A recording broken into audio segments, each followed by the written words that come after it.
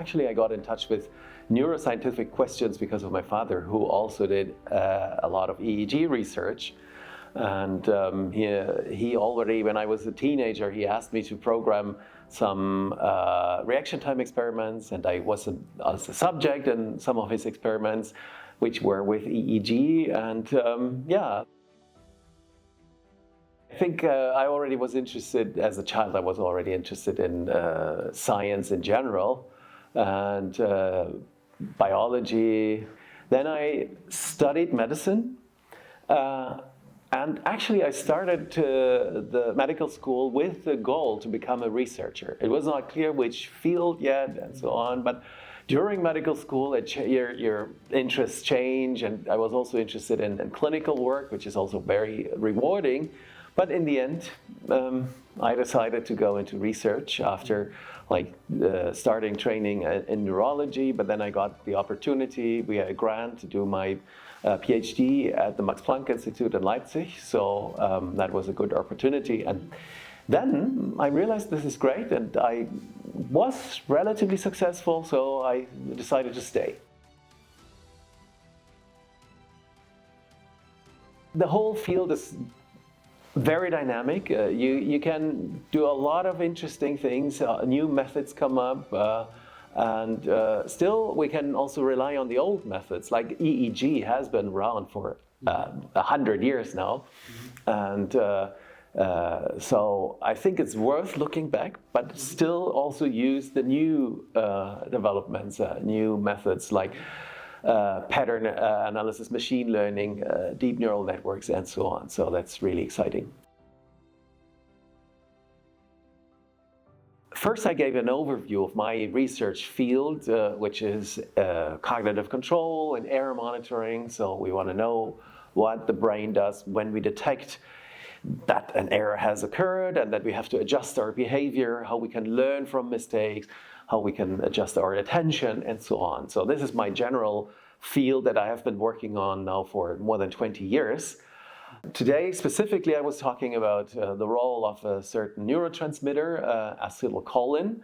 And we recently ran an EEG study where we did a challenge. So young, healthy participants received in one session a placebo, and the other session they received biparidone, which is an acetylcholine M receptor blocker.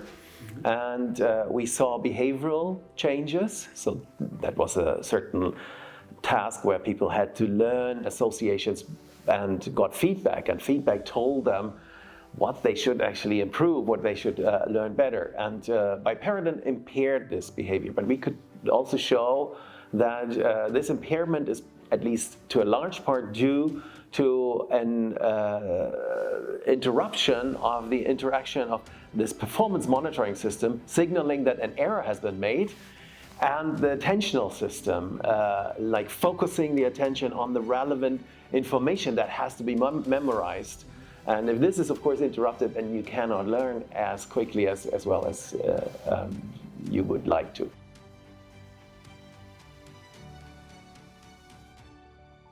Our research is sometimes a little bit erratic. Of course, people jump onto certain topics that seem to be very promising. And I think we have to sometimes also do a little bit more boring, so-called incremental research. So in order to get a bigger overview and to one thing that I think is a very good development that has come up recently is this dense sampling approach. So far, we have used many participants and tested them once or twice. But now we start really doing more individually focused research that we test participants 10 times or even more and challenge them with different manipulations in different sessions and try to find patterns that are individual. And then in the second step, of course, we have to do it in many people again.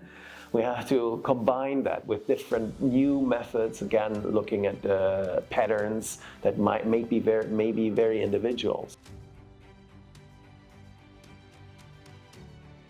I tend to go to conferences where it's really focused, usually relatively small conferences where we are focused on one topic. This is fun, of course, But it's also nice to get a broader overview, and I think this is a meeting like this. I mean, we share the methodology here, but people address different questions, very different fields. So we heard about clinical applications today, but also about the social aspects of touch, for example. And I find that inspiring in the sense that I get new ideas with new experiments and also new approaches. When it comes to customized solutions, like when we, for example, want to do focused ultrasound stimulation and do simultaneous EEG recordings, which is technically quite challenging because the transducers are so big and so on, and you have to use a lot of gel. So I hope that this will help us to develop new techniques, maybe, how we can combine it. And I'm curious what to see during the next 2 days.